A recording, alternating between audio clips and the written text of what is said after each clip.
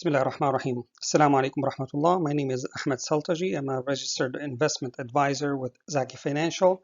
And today we're going to talk about important considerations before retirement. Whether you want to retire early or you're 65, 67, or even if you want to delay it till later. A lot of those points are very important. And again, even if you're like 55 and you want to retire early, you need to go through those points and plan it ahead for good outcome. So first, how much do you need for retirement? So you want to know, do you have enough and stuff like that? There are many online calculators, and you need to know how much you need in total, and then you can divide it, and know how much you need annually or monthly. But they're going to ask you about the following questions usually. They're going to ask you about your income and expenses now and your tax rate now. They're going to ask you about the income you're going to need after you retire, your expenses, and your tax rate then. So just keep in mind those informations.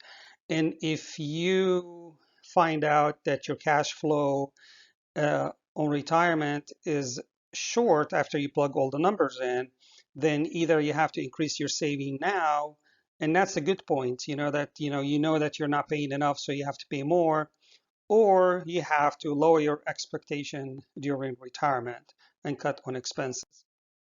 Now, um, also before you retire, uh, review if you have a pension, review the payout options. Sometimes, they'll give you a payout for you, for your wife, you know, they'll give you everything lump sum or installment. See all of those options and see which one is better for you.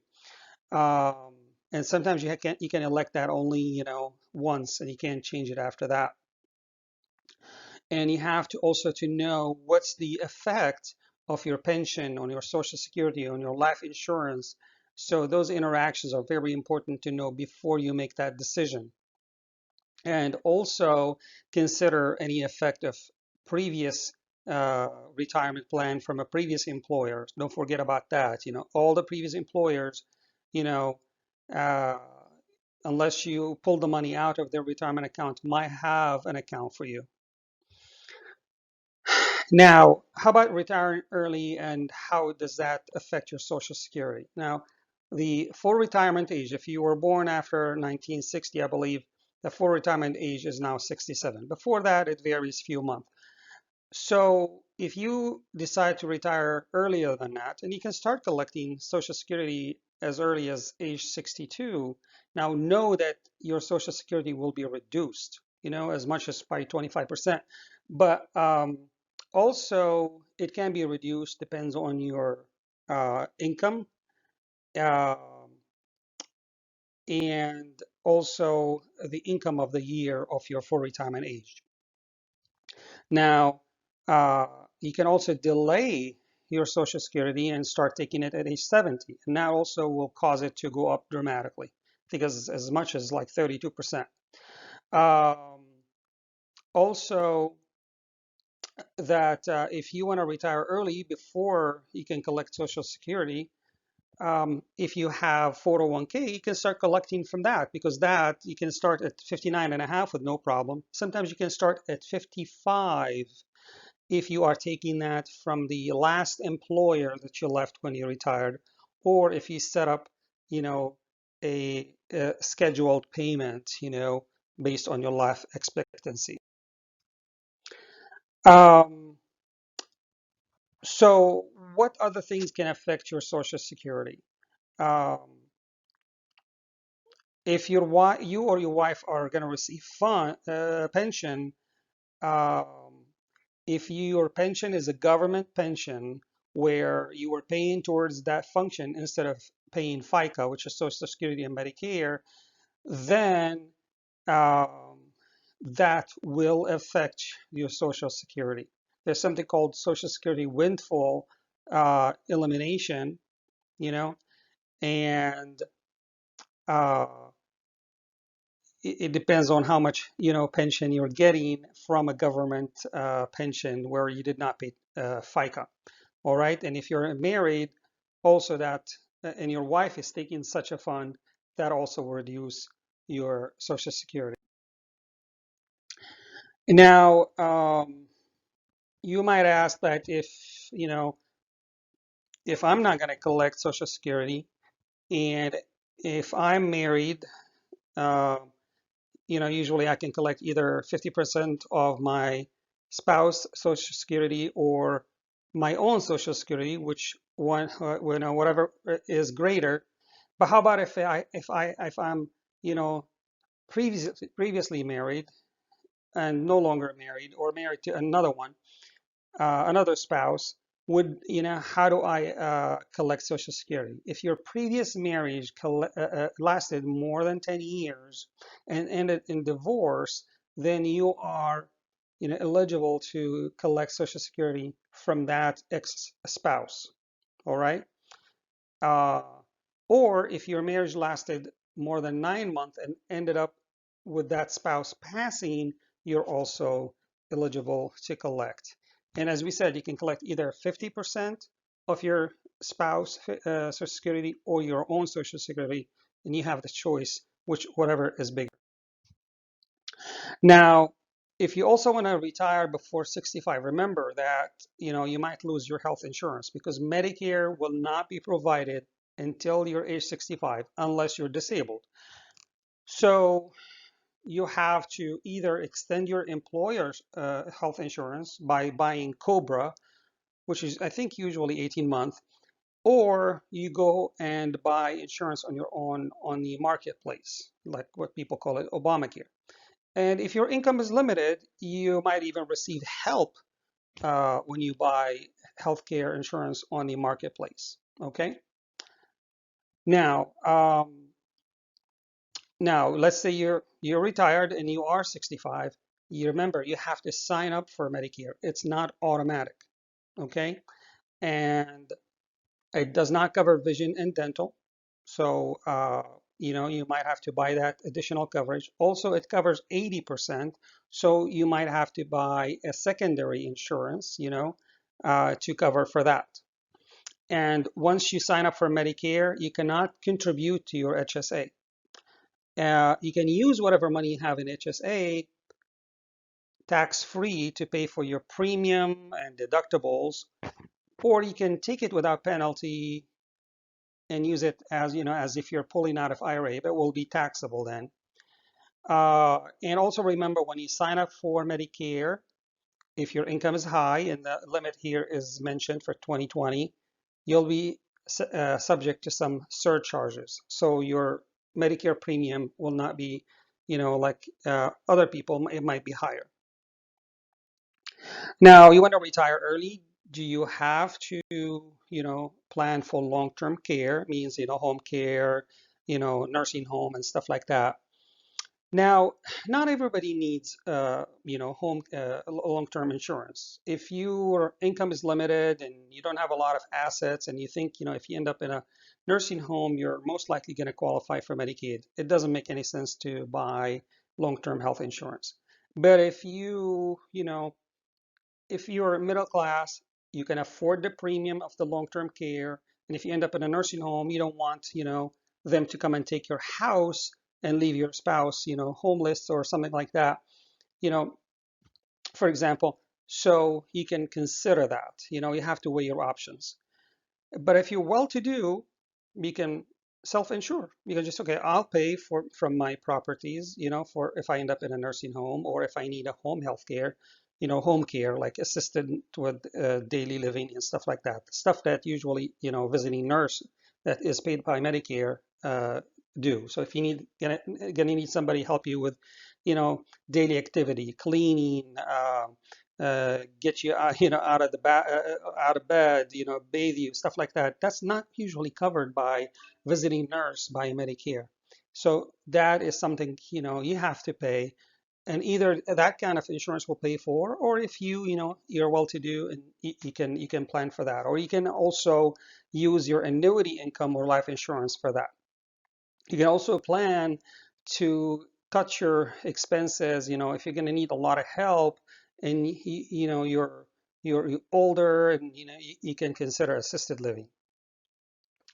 So, and if you have an insurance also, and your situation has changed, you might need to review your options. How about life insurance? Now, usually people buy life insurance if they have, a dependent and spouse, and they are the main earner in the house. And if they die, they want some security to their dependents. And, if you don't have any dependents, that need is gone. So usually a term life insurance that younger people buy, to pay for what we said is no longer needed. But sometimes people uh, you know, use life insurance as a way of estate planning or to pay for their funeral expenses or to settle their estate taxes. And you have to talk to your financial planner about that. Now, how about if your employer is offering you stock options? Now, those usually have vesting, plan. So if you retire early and you have not completed that vesting, schedule, you might lose some of it. Just make sure that, you're completely vested, and also plan how you're gonna sell them and use them. And also, if most of your retirement income is stock options, most of your retirement income is invested in one stock. So that stock will be, probably, uh, you know, um, volatile, up and down. So if you want to stabilize, you might want to take some of that and buy diversified portfolio to stabilize your income. Because when you reach your retirement, you want to be conservative. You want to have less volatile investment. And that brings us to the next point. When you are close to retirement or when you retire, your risk intolerance should be very low and your investment should be very conservative. And also, as part of that should be liquid. And I recommend that you have liquidity to help you for a few months, so you don't have to sell every month. Sometimes, the market is down. Uh, so it's not a good time to sell. Now, if you are a business owner, you also want to plan that ahead, before you retire. Are you going to sell the business? Do you have a succession plan? You have to plan how you're going to give the business to somebody else because you want to lower your capital gain taxes. You have this business for a long time and it's worth a lot of money now. And if you want to transition it to a family member, there are also several strategies to do that, either through gifting or, installment sales and stuff like that. And that also will include income tax, capital gain, gift tax, and estate tax. You have to plan all of that. Now, if you have annuity that is mature now, and you can either use it because you're retiring, which means annuitize it, or you can take it as a lump sum, cash it out, or you can renew the same one. That's usually not recommended. If you're not ready to collect and you still want to stay with the annuity idea, you can roll it over to a new one. Now, also, if you have a 401k with your employer and you took a loan from it, you really want to pay it back before you retire, because otherwise it will be considered as a withdrawal. And if you are under 59 and a half, not only that money will be taxed, but you'll have a 10% penalty. And also, if you have a deferred compensation, we're not talking here about the qualified deferred compensation, which usually the retirement plan. We're talking about non-qualified deferred compensation. Also, plan that ahead, so it doesn't interact with your Social Security and life insurance, and your tax will be minimized if possible. And if you have multiple 401ks and multiple IRAs from multiple previous employers, when you retire, you really want to consolidate them in one account if you can. It's easier and less complications. And if you move when you retire, like say, I want to retire, I want to move to a different state, want to, downsize my house, move close to my children, and all of that happens a lot when you retire. But remember, your tax liability when you sell your house, the cash flow, your house maybe now is worth than the newer, smaller place. So you'll have now additional cash flow, and that will change your retirement planning. And also, if you're on a Medicare Advantage plan, you'll be out of network. So you might need to change that insurance plan. And finally, if you're moving out of state, the state tax rules and the state tax rules also will change when you move. Consider all of that and plan it well before you move. Now, another tax planning is the required minimum distribution. Now, when you reach 70 and a half, uh, you have to start taking money out of your IRA or 401k. And that is determined by IRS based on the life expectancy, and they have a schedule for that. And if you don't take it, 50% of that money will be penalty. So you have to. There's no way around it. We'll talk later in a different lecture about IRA and what are the exceptions to this rule. But if you retire and your income, usually in a lot of people, income goes down dramatically. So it's probably a good time to convert your IRA or 401k to Roth plan, because that conversion, of course, will cause you to pay tax on that money. But if your tax is lower, you can convert a certain amount of money and pay lower tax on it, because Roth IRA, you don't have to take required minimum distribution, and once you pay tax on it, when you convert it, you don't have to be taxed on it anymore. Now, estate planning, that's also very, very important. Right now, if your assets are under 11 million plus, then federally, you don't pay estate tax on it. That's going to roll back to 5 millions in 2025, unless they extend it. But you want to also, if you're in that range, you want to plan ahead. So you want to start giving gifts, uh, using the annual exclusion. You want to start giving to charities, uh, or put your money in your in irrevocable trusts, or ILETs, or start a family limited partnership. That's all those options I mentioned at the end are for very well-to-do people, but it's a good tax planning for estate and uh, planning. And when you give to charity, you can just give now, outright, and you get tax deduction for that, or you can include that in your will or your trust, and that will lower your estate tax liability. Or you can also use a hybrid model, or you can say, okay, this money is for charity, but whatever left, I'm going to put it in the trust, and whatever left, when I die, the rest of the money will go to support my spouse, or vice versa. I say when I die, this money will support my spouse, and when my spouse dies, the remainder will go to a charity. Um, and finally, when you retire, it's a good time to review your estate plan. Probably you did an estate plan in your 50s, and now you're retiring. Uh, the law might change. Your assets and debts are changed. Your beneficiaries also might have changed. Some of the minors are no longer minors, or you have grandchildren now that are minors. You want to include them. So update all of those informations. And also make sure that you update not only the will and the trust. You update accounts where you have a beneficiary. Those accounts usually they don't pass through the trust or the will because they have a beneficiary, so they pass immediately to the beneficiary. So if you have a retirement plan, make sure that beneficiaries are okay. The life insurance, the same thing. Or if you have a bank account or investment account that has TOD, which is a transfer on death, which means the account will flow immediately to somebody else after your death. Also make sure that the beneficiaries are updated. And those